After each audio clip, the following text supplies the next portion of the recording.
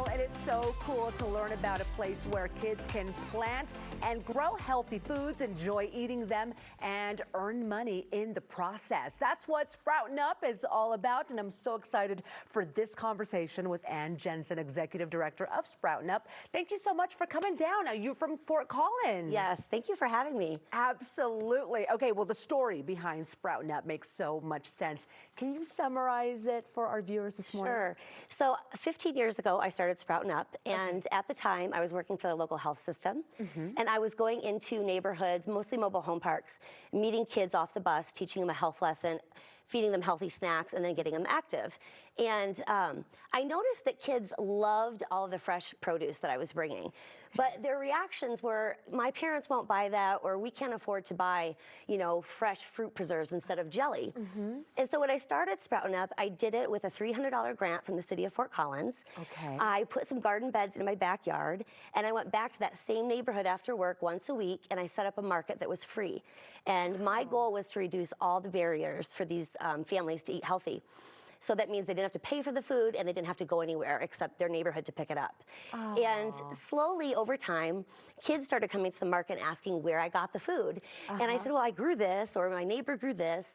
And that slowly turned into programs for kids because kids wanted to see where we were growing that food. Of course. And so fast forward 15 years, and we have programs for kids ages 9 to 16 on the farm.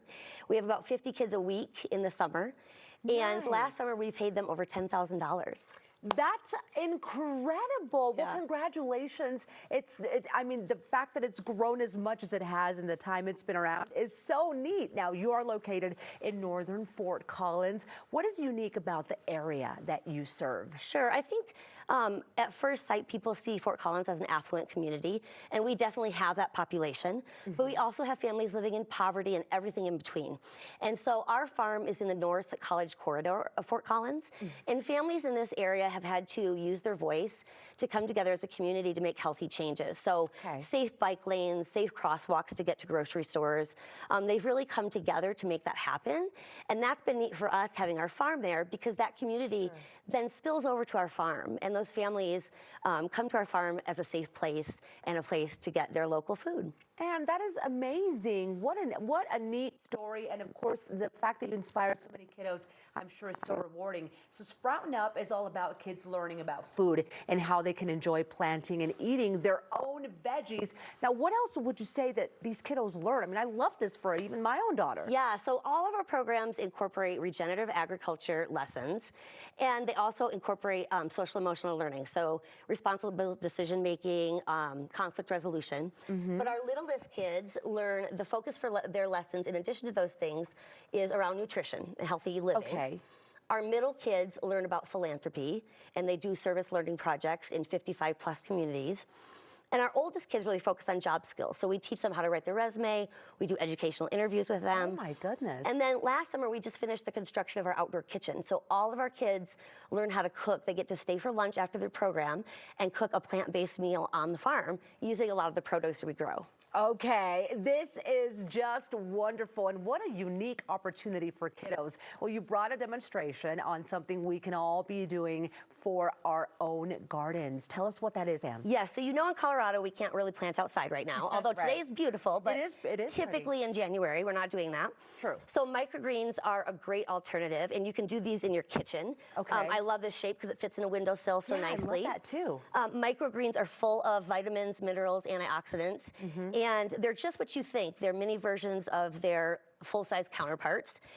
But because of that, they give us 4 to 40 times the nutrients that the full-size counterparts give us. Okay. So great for us to grow, and they grow quickly. So I planted these about 4 weeks ago. Okay. So all you need is your planting container.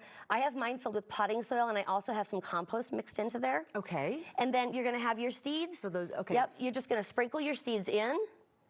And then these need to be about a 1/4 inch deep. So you can either sprinkle them in and then put a little bit of soil on top. Soil over that. Okay. I like to just mix mine around. So you could do that too. Yep, you can do that, makes it easy. How many seeds would you put in there? I like to sprinkle it really full. You can tell from this one. This is kind of packed with seeds. So you would pretty much put everything. Yep, I would fill it up.